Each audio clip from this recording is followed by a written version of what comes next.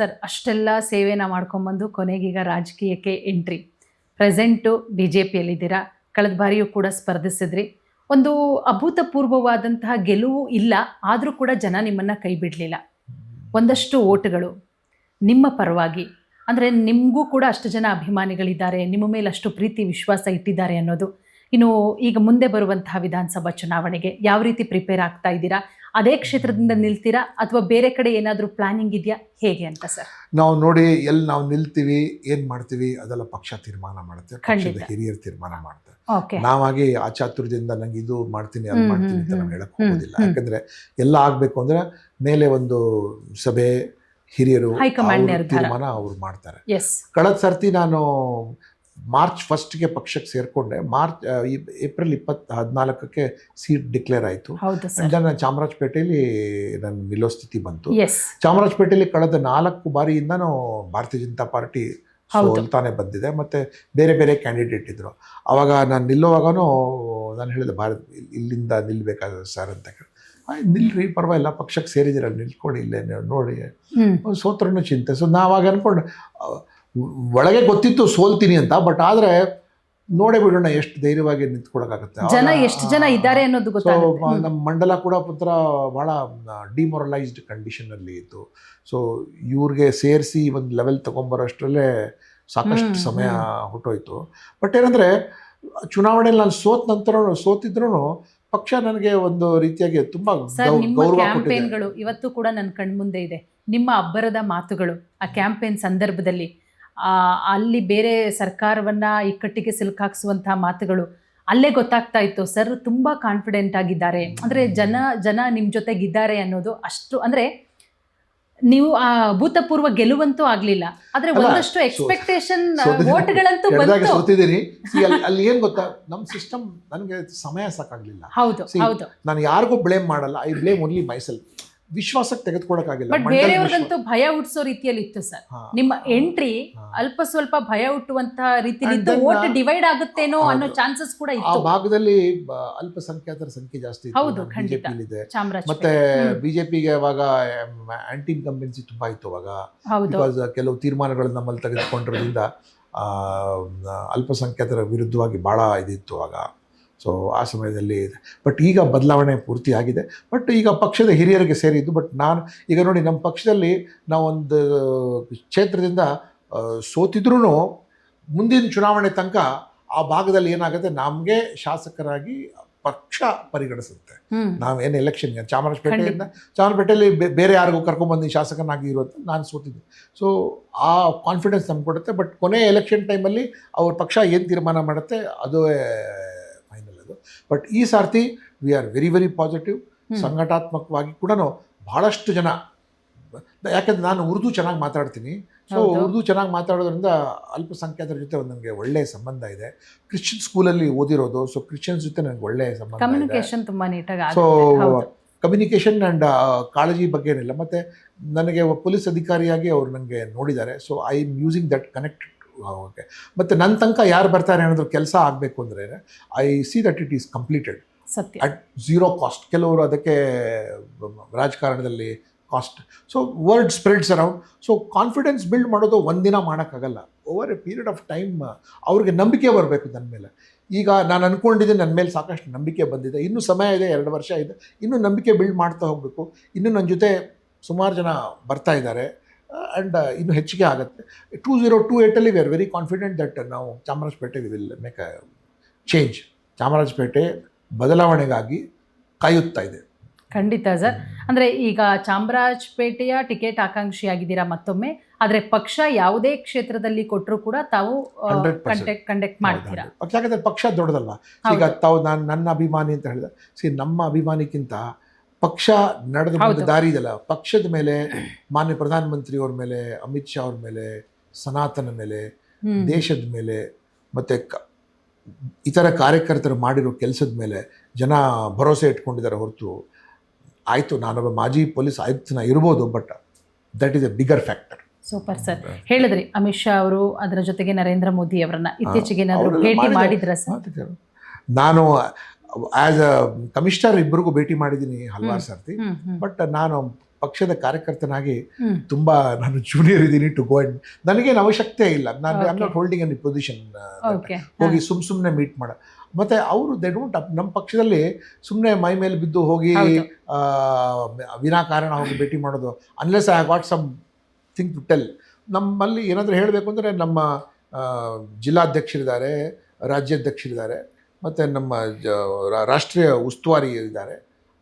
ಅವ್ರಿಗೆ ಹೇಳಿದ್ರೆ ಸಾಕು, ನಾವೇನು ಹೋಗ್ಬಿಟ್ಟು ಪ್ರಧಾನಮಂತ್ರಿಗೆ ಭೇಟಿ ಮಾಡೋದು ಅವಶ್ಯಕತೆ ಇರಲಿಲ್ಲ. ಖಂಡಿತವಾಗ್ಲೂ ಕೂಡ.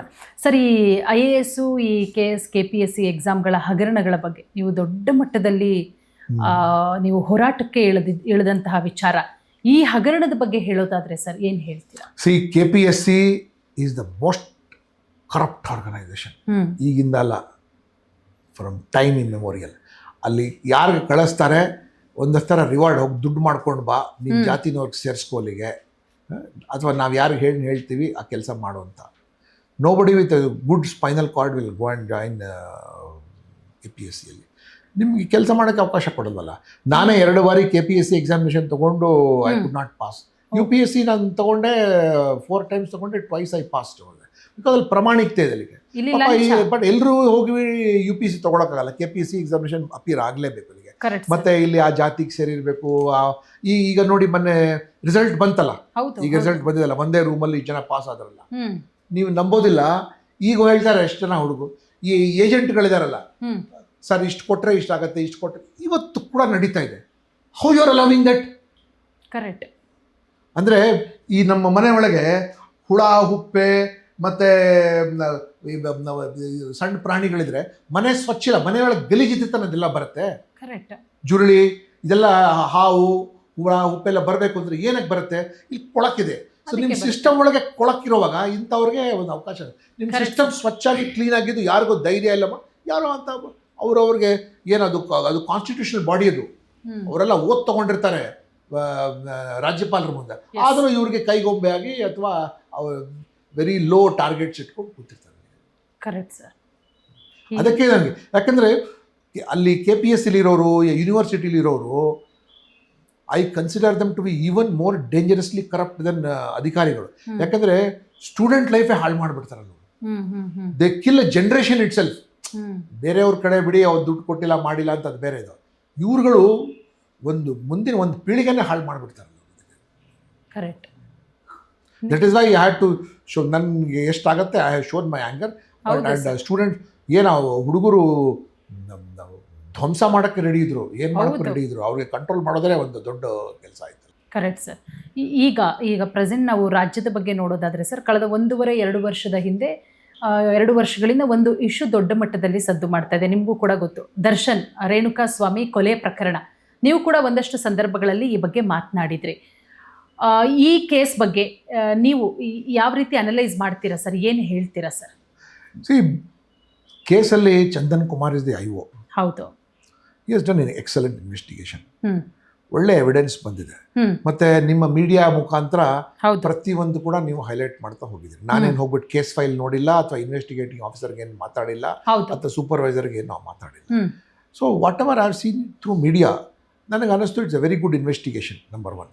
ನಂಬರ್ 2, ಕೆಲವರು ಈ ಫಿಲ್ಮ್ ಹೀರೋಗಳಿದಾರಲ್ಲ, ಸ್ವಲ್ಪ ದಿನ ಆದ ನಂತರ ಅವ್ರು ಅನ್ಕೊಂಡ್ಬಿಡ್ತಾರೆ ನಿಜವಾದ ಹೀರೋಗಳು ಅನ್ಕೊಂಡ್ಬಿಟ್ಟಿದ್ದಾರೆ. ಅವರು ಯಾರು ರೀಲ್ ಹೀರೋನೇ, ರೀಲ್ ಹೀರೋ ಆಗೇ ಇರಬೇಕು. ಅವ್ನು ನಿಜವಾದ ಹೀರೋ ಅಲ್ಲ. ನಿಜವಾದ ಹೀರೋ ಗಡೀಲಿ ಕಾಯ್ತಾ ಇರ್ತಾನಲ್ಲ ಹೆಂಡತಿ ಮಕ್ಕಳಿಗೆ, ಇಲ್ಲಿ ಬಿಟ್ಬಿಟ್ಟು ಅವನು ದೊಡ್ಡ hero. Correct. Is the real hero. Correct. ಇವರು 4 ಕಾಸು ಸಂಪಾದನೆ ಬಂದ್ಬಿಡುತ್ತೆ, ಟಿಕೆಟ್ ಕೊಟ್ಬಿಡ್ತಾರೆ ಜನ ಅಂದ ತಕ್ಷಣ ಪೋಸ್ಗಳು ಹೊಡ್ಕೊಂಡು ನಾನು ಹೀರೋ ಅಂತ.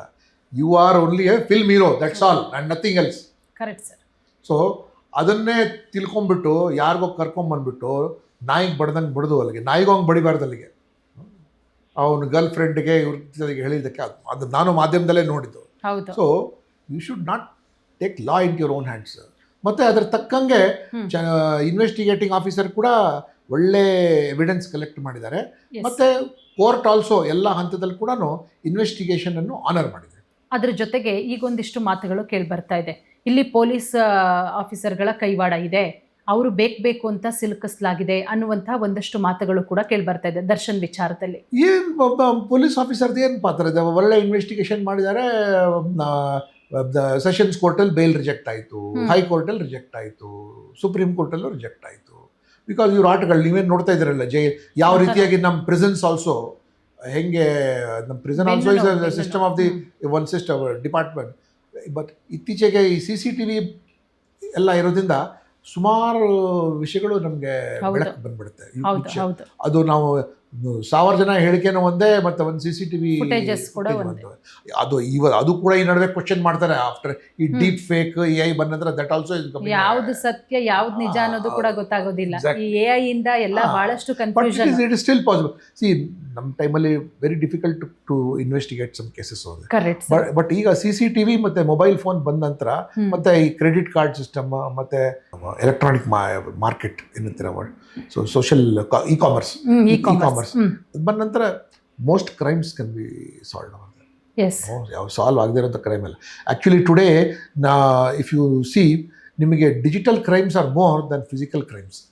ಮುಂಚೆ ಎಲ್ಲ ನಾವು ಕ್ರೈಮ್ ಮೀಟಿಂಗ್ ಅಂತ ಮಾಡ್ತಾರೆ, ತಿಂಗಳು ಎಷ್ಟು ದರೋಡೆ ಆಯ್ತಪ್ಪ, ಎಷ್ಟು ಮರ್ಡರ್ ಆಯಿತು, ಕಿಡ್ನ್ಯಾಪಿಂಗ್ ಆಯಿತು, ರೇಪ್. ಈಗ ನೋಡಿದ್ರೆ your electronic crimes is much more than the ಮನೆ ಕಳ್ಳತನ, ದರೋಡೆ ಆಗೋಗ್ಬಿಟ್ಟಿದೆ. ಮತ್ತೆ ಹೇಗೆ ಅಂತ ಹೇಳಿದ್ರೆ ಸರ್, ಈಗ ಕಾನೂನಿನ ಭಯ ಇಲ್ವಾ ಅನ್ನುವಂಥದ್ದು. ಯಾಕಂದ್ರೆ ಏನೋ ಒಂದು ಬೆಳಗ್ಗೆ ಕೂಡ ಸಂತೋಷ್ ಹೆಗ್ಡೆ ಸರ್ ಜೊತೆ ನಾನು ಒಂದು ವೇದಿಕೆ ಹಂಚ್ಕೊಂಡಿದ್ದೆ. ನಾನು ಹೇಳಿದೆ, ಸರ್ ದಯವಿಟ್ಟು ನೀವು ತಪ್ಪು ತಿಳ್ಕೊಳ್ಳೋ ಅವಶ್ಯಕತೆ ಇಲ್ಲ, ನಾನು ಏನು ಹೇಳ್ತಾ ಇದ್ದೀನಿ ಅಂತ. ಅದಕ್ಕೆ ಪನಿಷ್ಮೆಂಟ್ ಇಲ್ವಲ್ಲ, ನೋ ಪನಿಷ್ಮೆಂಟ್. ನೀವು ಪನಿಷ್ಮೆಂಟ್ ಕೊಡಿ. ನೀವು ನಾಳೆ ಯಾರು ಫಸ್ಟ್ ಆಫ್ ಆಲ್ ಇನ್ವೆಸ್ಟಿಗೇಷನ್ ಆಗೋಕ್ಕೆ ಒಂದು 3 ವರ್ಷ 2 ವರ್ಷ 3 ವರ್ಷ ಬೇಕು. ಹೌದು, ಇನ್ವೆಸ್ಟಿಗೇಷನ್ ನಲ್ಲಿ ಪದೇ ಇನ್ವೆಸ್ಟಿಗೇಟಿಂಗ್ ಆಫೀಸರ್ಗೆ ಚೇಂಜ್ ಮಾಡ್ತಾರೆ. ಸೊ ಅವ್ನು ಬಂದು ಆ ಕೇಸ್ ಮುಂದುವರ್ಸೋದು, ಮತ್ತೆ ಅವ್ರಿಗೆ ಮೊದಲನೆಯಿಂದ ಪ್ರಾರಂಭ ಮಾಡಬೇಕು. ತದನಂತರ case has to be charge sheet ನಂತರ ದಟ್ APPನೋ ADPನೋ ಅವನು ರಿಮಾರ್ಕ್ಸ್ ಎಲ್ಲ ಕೊಟ್ಟು ಅದು ಅಟೆಂಡ್ ಆಗಿ ದೆನ್ ಕೋರ್ಟ್ಗೆ ಸಬ್ಮಿಟ್ ಮಾಡಬೇಕು, CC ನಂಬರ್ ಬರಬೇಕು, ದೆನ್ ಚಾರ್ಜಸ್ ಫ್ರೇಮ್ ಮಾಡಬೇಕು, ದೆನ್ ಟ್ರಯಲ್ ಕಮೆಂಟ್ಸ್ ಆಗಬೇಕು. So it's a laborious process. ನಮ್ಮಲ್ಲಿ ಇದಕ್ಕೆ ಡ್ಯೂ ಪ್ರಾಸೆಸ್ ಅಂತಾರೆ ಇದಕ್ಕೆ. ವೆರಸ್ ಅಮೆರಿಕಾ ಒಳಗೆ it's called summary trial. Immediately ಅವರು ನಮ್ಮಲ್ಲಿ ಸಮ್ಮರಿ ಟ್ರಯಲ್ದು ಪ್ರೊವಿಷನ್ ಡ್ಯೂ ಪ್ರಾಸೆಸ್. ಸೊ ಇದರಲ್ಲಿ ಕೂಡ ಒಂದು ಪ್ರೊಸೀಜರ್ ಸರಿ. ಡ್ರಗ್ಸ್ ಕನ್ಸ್ಯೂಮ್ ಮಾಡಿರ್ತಾನೆ, ಡ್ರಗ್ಸ್ ತಗೊಂಡ್ಬಂದಿರ್ತಾನೆ, ACP ಹಾಜರು ಮಾಡಿಲ್ವಾ, ಆಯ್ತು ಕೇಸ್ ಹೋಯ್ತು. ಪ್ರಾಪರ್ ಪ್ರೊಸೀಜರಲ್ ಫೇಲ್ಯೂರಿಂದಾನೆ most of the cases fall down ಆಯಿತು. ಮತ್ತು ಕೊಲೆ ಯಾರು ಮಾಡಿದ್ದಾರೆ, ಇವ್ನು ಮಾಡಿಲ್ಲ ಅಂದರೆ ಕೊಲೆ ಯಾರು ಮಾಡಿದ್ದಾರೆ, ಅದ್ರ ಬಗ್ಗೆ ನಾವು ಚಿಂತನೆ ಮಾಡೋಕ್ಕೆ ಹೋಗೋದಿಲ್ಲ. ಇವನಂತೂ ಪ್ರೊಸೀಜರಲ್ ಪಾಯಿಂಟ್ ಆಫ್ ವ್ಯೂ ಇಂದ ಇವನಿಗೆ, because investigating officer circle inspector ಇರಬೇಕಾಗಿತ್ತು, sub inspector charge sheet file ಮಾಡಿಬಿಟ್ಟಿದ್ದಾರೆ. ಸೊ ಸರಿಯಾಗಿ ಪ್ರೊಸೀಜರ್. ಸೊ ಈ ಕೇಸ್ ಇಲ್ಲೇ ಫಿನಿಶ್. ಕೊಲೆ ಅಂತೂ ಆಗಿದೆ, ರೇಪ್ ಆಗಿದೆ, ಕಳ್ಳತನ ಆಗಿದೆ, ಆ ತನಿಖೆ ಅಲ್ಲಿಗೆ ನಿಂತೋಯ್ತು. ಯಾಕೆಂದರೆ ಇನ್ವೆಸ್ಟಿಗೇಷನ್ ಮಾಡಿದ್ರು ಅವ್ನು ಮಾಡಬೇಕಿತ್ತು, ಇವ್ನು ಮಾಡಿಬಿಟ್ಟಿದ್ದಾರೆ ಅಂತ. So these are all our flaws.